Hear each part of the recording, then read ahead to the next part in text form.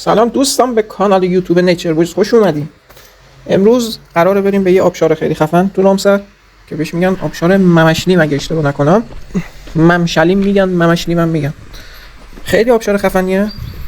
اگر از این سبک ویدیو خوشتون میاد لایک فراموش نشه و سابسکرایب کنید ما رو، کامنت هم بذارید، خیلی ممنون میشم. تا آخر ویدیو همراه ما باشید. برو بریم.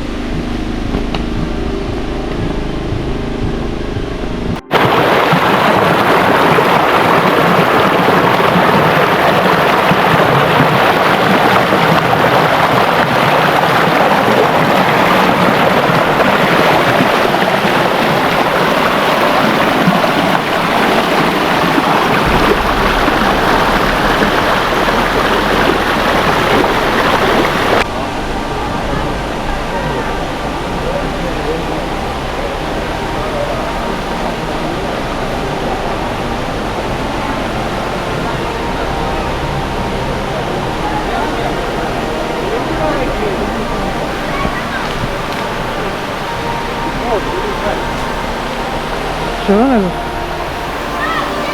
اینجا فیلم بگیرم؟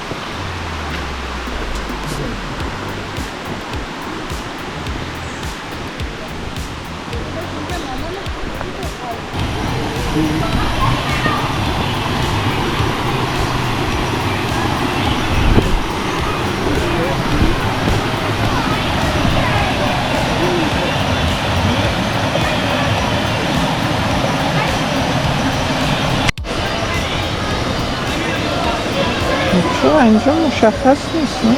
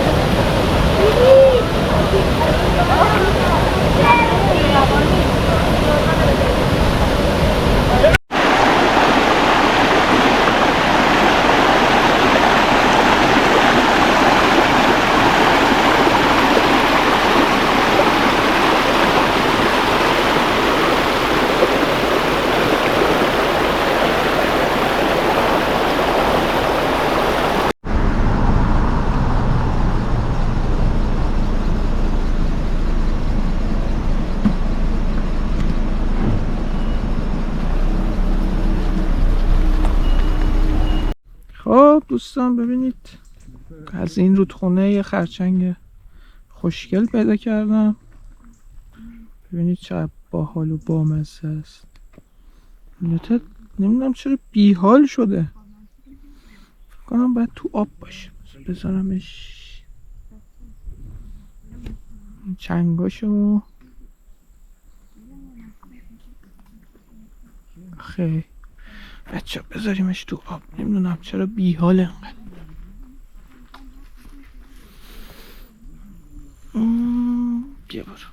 بیا برو. خب خیلی ممنونم دوستان که تا اینجا ویدیو همراه ما بودید. امیدوارم که لذت برده باشید. آقا سابم فراموش نکنید دیگه. ساب کنید جای خفن تر بریم. دمتونم گرم. تا دیداری دیگر، بدرود.